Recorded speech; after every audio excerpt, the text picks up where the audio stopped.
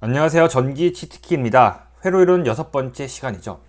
오늘은 우리가 단자망에 대해서 배워볼 텐데, 단자망은 회로 이론에서 출제율이 가장 높은 부분이에요. 그만큼 암기할 사항도 굉장히 많습니다. 따라서 이번 시간에 제가 그 암기할 내용을 거의 반 이하로 줄여 드릴 거고요. 그리고 어떻게 외우면 조금 더 쉽게 외울 수 있는지 천천히 함께 정리해 보도록 하겠습니다. 26번째 치트키는 이 단자망의 구동점 임피던스입니다. 우리가 앞서 임피던스라는 회로를 이렇게 그릴 수 있었어요. 직렬 회로를 그려볼 텐데요. 저항과 코일 그리고 콘덴서 3개가 직렬로 연결되어 있다고 보겠습니다. 저항을 R, 유도성 리액턴스를 우리가 J-L이라고 쓸 수 있죠. 그리고 용량성 리액턴스를 J-C분의 1이라고 썼습니다. 이 구동점 임피던스를 우리가 다른 말로는 일반화된 임피던스라고 하는데, 일반화 시킨다라는 것이 무엇이냐면은 J-를 S로 치환하겠다라는 겁니다. 다시 말해서 여기 J-에다가 우리가 S를 대입하면 된다라는 거예요. 그러면 이렇게 식을 회로를 변환시킬 수 있겠죠. R은 J-가 없으니까 그대로 R, 유도성 리액턴스는 우리가 SL, 그리고 용량성 리액턴스를 SC분의 1이라고 써주시면 되겠습니다. 이러한 회로를 우리가 구동점 임피던스라고 합니다. 그런데 지금 이 회로를 보니까 단자가 몇 개죠?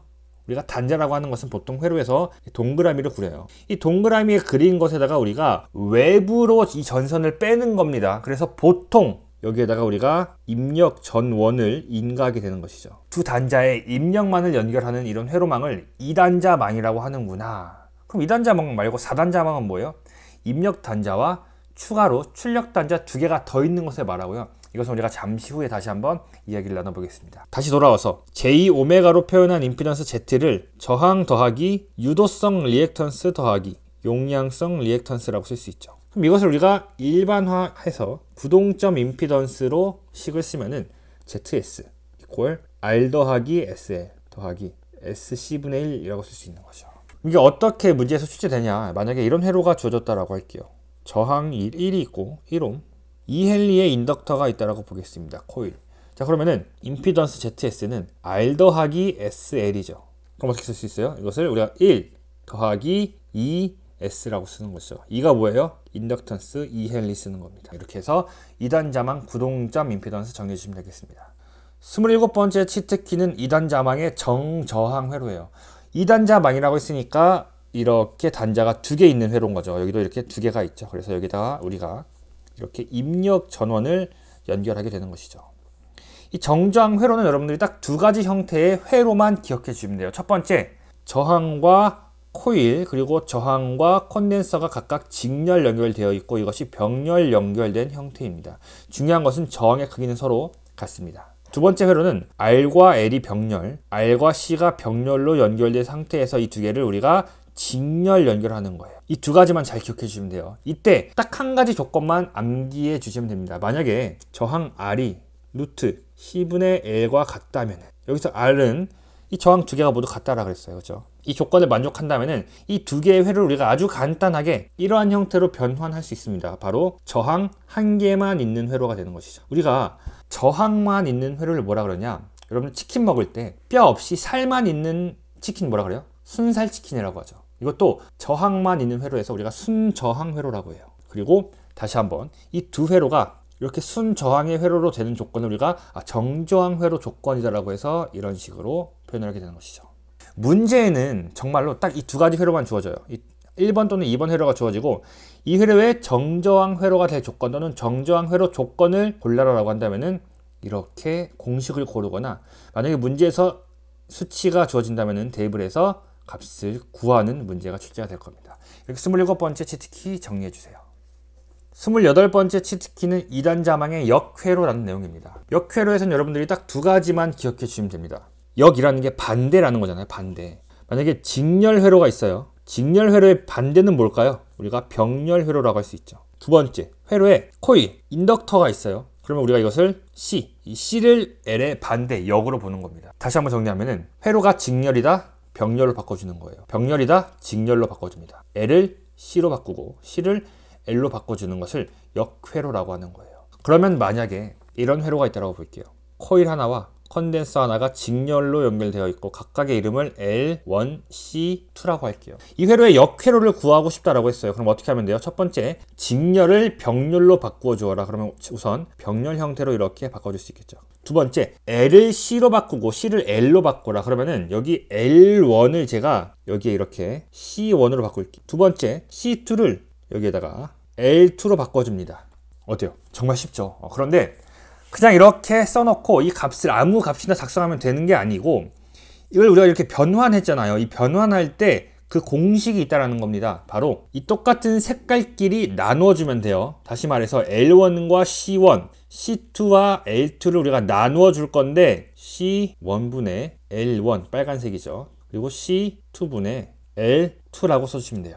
이 값을 계산했을 때 어떤 상수값 k제곱이 나왔다라고 하겠습니다. 그럼 우리가 이것을 이렇게 표현하는 겁니다. 이 두 회로는 k에 대해서 역회로의 관계에 있다 라고 표현할 수 있습니다. 보통 이 문제는 어떻게 출제가 되냐면은 예를 들어서 C1의 값을 미지수로 줍니다. 그리고 나머지 3개의 값을 상수값으로 주는 것이죠. 이때 C1을 구해라 라고 한다면 여러분들이 이 공식에서 C1에 대한 식으로 정리한 다음에 C1을 구해볼 수 있겠죠. 이렇게 역회로까지 정리해 주시면 되겠습니다. 29번째 치트키는 4단자 정수입니다. 우리가 2단자 정수를 이렇게 표현할 수 있었어요. 어떤 회로를 임의로 네모나게 그냥 이렇게 표현을 해보겠습니다. 여기에 단자가 이렇게 2개 달려있으면 이것을 2단자망이라고 했고 여기에는 이제 입력을 우리가 연결한다라고 했습니다. 4단자망은 뭐냐? 여기에다가 단자를 2개를 더 빼서 연결을 합니다. 그리고 여기에는 우리가 출력을 연결할 거예요. 즉 부하를 연결하는 거죠. 여기엔 전원을 연결하고 부하를 연결한다. 대표적으로 변압기 같은 기기가 4단자망의 일종이고요. 아니면은 아주 길이가 긴 송전선 있죠. 예를 들어 변전소부터 여러분들 집까지 전류를 공급할 때 이 송전선에 저항도 있고 코일, 인덕턴스도 있고 있을 거 아닙니까? 이렇게. 그러면은 여기가 변전소고 여러분들 수용가, 여러분들 집이죠, 집. 이런 것들을 우리가 이제 4단자 정수로 모두 표현할 수 있게 됩니다. 이때 우리가 입력측을 수학적으로 숫자로 표현하기 위해서 여기를 이제 1차 측이라고 쓰고 출력측을 2차 측이라고 표현을 합니다. 그래서 1차 측의 단자 전압을 V1, 2차 측 단자 전압을 V2, 1차 측에 흐르는 전류를 I1, 2차 측에 흐르는 전류를 I2라고 합니다. 이 4단자 정수라는 건 뭐냐면은 우리가 1차 측의 전압과 1차 측의 전류를 2차 측의 전압과 2차 측의 전류의 합으로 표현하고 싶다는 거예요. 전류도 마찬가지입니다. 그런데 단순히 합으로만 나타내는 것을 이렇게 하는 것은 말이 안 되죠. 그래서 이것을 같게 만들어 주기 위해서 우리가 각각의 전압과 전류 앞에 개수 A, B, C, D를 쓸 것이고 이 A, B, C, D를 우리가 4단자 정수라고 하고 일반적으로는 행렬을 이용해서 A, B, C, D 이렇게 표현을 하게 됩니다. 그리고 이 4단자 정수를 이용해서 어떤 회로망, 4단자의 회로망을 특성을 나타내기도 하는 것이죠. 이 4단자 정수를 이용해서 우리가 가장 손쉽게 표현할 수 있는 것이 바로 단일 소자라는 것인데요. 4단자망에 직렬 임피던스가 이렇게 한 개 있다고 볼게요. 여기가 1차 측 입력, 여기가 2차 측 출력이 되는 것이겠죠. 그리고 가운데에 단일 임피던스가 한 개 있다. 이럴 때 이 회로의 4단자 정수는 우리가 1, 0, 1 그리고 여기에 Z라고 써주시면 돼요. 됐나요? 두 번째는 단일 병렬 어드미턴스 소자인데요. 이렇게 입력과 출력 사이에 병렬로 어드미턴스가 있는 거죠. 이 경우에 4단자 정수는 1, 0, Y, 1 써주시면 돼요. 즉 여기 C가 Y가 되는 것이죠. 그런데 만약에 이 어드미턴스가 Z라고 주어졌다. 그러면 Z는 Y의 역수이니까 우리가 Y 대신에 Z분의 1이라고 써주시면 되겠습니다. 그래서 기억할 게 뭐예요? 직렬 임피던스는 B성분의 임피던스가 들어가고 C성분은 어드미턴스다. 뭐라고요? B성분은 임피던스, C성분은 어드미턴스 이렇게 기억해 주시면 되겠습니다. 그리고 마지막으로 4단자 정수의 성질 2가지 기억해 주시면 되겠는데요. 첫 번째, AD-BC는 1이다. 그리고 대칭회로에서 A와 D는 같다. 대칭회로라는 게 뭐냐면 이렇게 반을 접어요. 그때 왼쪽과 오른쪽이 같으면 이것을 대칭회로라고 합니다. 자, 이 대칭회로죠. A와 D가 같죠. 이 친구 대칭회로죠. 좌우가 같으니까. 그래서 A와 D가 같다. 이렇게 보시면 되겠습니다. 다음은 30번째 치트키 4단자 정수 T형 그리고 파이형 회로인데 여기부터가 본격적인 암기 시작입니다. 우선 이 T형 회로, 왜 T형 회로인가요? 지금 임피던스가 이게 T자로 형성이 되어 있죠. 그래서 T형 회로라고 부르고 이 친구의 4단자 정수를 유도는 하지 않을게요. 그 결과값만 함께 기억을 하겠습니다. 굉장히 복잡한데 우리가 암기하는 방법을 알면 쉽게 외울 수 있어요. 첫 번째 A부터 구해보면 A가 여기죠. 이 자리에 들어가는 게 A인데 자, A는 이거 하나만 기억하세요. 항상 왼쪽에서 오른쪽 아래로 내려옵니다. 뭐라고요? A는 왼쪽에서 오른쪽 아래로 내려온다. 이렇게 기억해 주시면 돼요. 그럼 내려오는 게 뭐냐? 자, 1 더하기 내려오는데 이 두 개를 나눠 주시는 거예요. 그러면은 Z3분의 Z1이 되겠죠. 되나요? 자, 두 번째 D부터 볼게요. D는 오른쪽 위에서 왼쪽 아래로 내려옵니다. 그리고 똑같아요. 이 두 개를 나눠 줄 건데 1 더하기 Z3분의 Z2라고 써주시는 거죠. 그리고 C는 뭐였어요? 우리 C는 어드미턴스 소자였죠. 어드미턴스 여기 Z3 하나 있죠. 그러면 Z3분의 1 임피던스니까 역수로 써주시면 되겠습니다. 중요한 건 B예요. B가 살짝 복잡한데 같이 한번 천천히 확인해 보도록 하겠습니다. 이 회로 어떤 형태죠? T형 회로죠. T형 회로니까 여기다 우리가 우선 T자를 딱 한 개 써줄게요. T자. 이렇게 T자를 써줍니다. 식을 한번 써볼 텐데 첫 번째 분모에는 어드미턴스 즉 병렬 소자를 써주세요. 분자에는 두 개를 각각 곱한 다음에 더해주시면 돼요. 다시 말해서 Z1, Z2 더하기 Z2, Z3 더하기 Z3, Z1 각각 곱해서 더해준다. 이것이 이제 T형 회로가 되는 겁니다. 두 번째는 파이형 회로인데 왜 파이죠? 임피던스가 이렇게 파이자로 되어 있으니까 이제 파이형 회로라고 부르는 것이죠. 자, 파이형 회로는 A와 D는 똑같아요. 잘 보세요. A는 항상 뭐라 그랬죠? 왼쪽 위에서 아래로 내려온다. 왼쪽 위에서 아래로 내려온다. 이렇게 그려주는 거죠. 그러면은 1 더하기 Z3분의 Z2 맞아요? 이렇게 나눠주는 것이죠. D는 뭐라 그랬어요? 오른쪽 위에서 왼쪽 아래로 이렇게 내려오면은 이렇게 나눠주는 것이죠. 1 플러스 Z1분의 Z2구나. 그리고 이 친구는 지금 직렬 소자가 한 개죠. 맞아요? 얘는 어드미턴스 소자가 한 개였어서 어드미턴스에다가 쓰면 되고 얘는 직렬 소자가 한 개였으니까 여기다가 Z2 한 개만 써주시면 되는 거죠. 그럼 이번에는 여러분들 이거 잘 보세요. T형 회로는 임피던스 소자가 두 개였기 때문에 여기 이 자리가 임피던스가 들어온다 그랬죠. 공식 굉장히 복잡해져요. 파형 회로는 어드미턴스 소자가 두 개예요. 어드미턴스가 여기 입지였죠. 그래서 이 식이 굉장히 복잡해지는 거예요. 어떻게 하냐? 자, 마찬가지입니다. 파이형 회로니까 파이를 써주세요. 파이. 분모가 지금 다리가 두 개니까 분모의 식이 두 개가 들어가요. 뭐가 들어가냐? 어드미턴스 소자 두 개, 즉 병렬 소자 두 개를 써주시면 돼요. Z1 곱하기 Z3. 분자는 세 개를 모두 더해 주시면 됩니다. 됐나요? 닫아주면 되겠죠. 이렇게 해서 T형 회로와 파이형 회로 암기해 주시면 되겠습니다. 31번째 치트키는 영상 파라미터입니다. 이름에 0이 들어갔기 때문에 이 친구들 우리가 Z01, Z02라고 부를 거예요. 영상 파라미터가 의미하는 것은 이 4단자 정수가 이렇게 있을 때 입력과 출력에 우리가 임피던스를 연결하고 이렇게 뭐 임피던스를 구하는 내용인데 우리가 깊은 이론까지는 다루지 않을게요. 왜냐면은 공식이 너무나도 간단해요. Z01은 루트 A, B, C, D 써주시면 돼요. 너무 쉽죠. Z02는 뭐냐? 루트 Z01에서 A랑 D랑 위치만 바꿔주시면 됩니다. 그럼 DB, CA가 되겠다. 이렇게 써주시면 돼요. 여기서 이제 가장 많이 묻는 유형이 뭐냐면은 만약에 회로가 대칭일 때 4단자 정수 성질에서 대칭일 때 A와 D가 같다라고 했죠. 자, 그러면은 A와 D 약분하면 뭐가 돼요? Z01과 Z02가 같다라고 나오고 그 값이 루트 C분의 B가 됩니다. 이 정도 기억해 주시면 되겠습니다. 그리고 나머지는 뭐 간혹 이 두 개 곱을 묶거나 나누기를 묻는데 우리가 이 두 개를 정확히 기억한다면 어렵지 않게 풀 수 있겠죠. 32번째 치트키, 오늘의 마지막 치트키입니다. 분포 정수회로인데요. 우리가 송전선로를 한번 생각해 볼게요. 발전소에서부터 여러분들 집까지 전력을 공급하는데 길이가 매우 멀겠죠. 이때 전선이 매우 길 거예요. 그렇다는 말은 이 전선에 전류의 흐름을 방해하는 요소들이 굉장히 많다라는 겁니다. 그러니까 직렬 요소로는 전류의 흐름을 방해하는 저항과 코일이 있고 유도성 리액턴스라고 할 수 있죠. 그리고 병렬 성분에는 콘덴서, 정전 용량 또는 용량성 리액턴스 그리고 저항의 역수인 컨덕턴스를 표현하게 됩니다. 다시 말해서 이런 긴 전선로에는 전류의 흐름을 방해하는 요소가 크게 두 가지가 있는데 첫 번째 직렬 요소는 우리가 임피던스라고 쓸게요. 그리고 저항과 유도성 리액턴스의 합이라고 할 수 있다. 두 번째 병렬 요소에는 어드미턴스라고 쓸 것이고 우리가 컨덕턴스 더하기 JYC 용량성 리액턴스라고 쓸 수 있다. 이렇게 보는 거죠. 이때 여러분들이 딱 두 가지만 대표적으로 기억해 주시면 되는데 첫 번째 특성 임피던스입니다.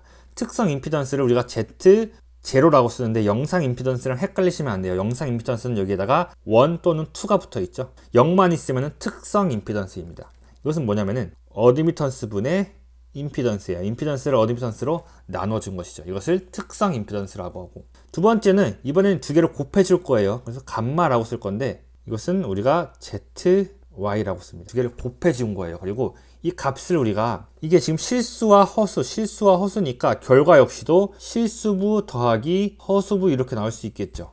이때 이 감마라고 쓰는 값을 우리가 전파정수라고 부르고요. 알파를 감쇄정수, 베타를 위상정수라고 부르게 됩니다. 시험에서 가장 많이 묻는 것은 이 특성 임피던스고요. 아니면은 이 내용을 가지고 우리가 또 뭘 볼 거냐? 다음 내용 보면은 무손실 선로와 무외형 선로가 있어요.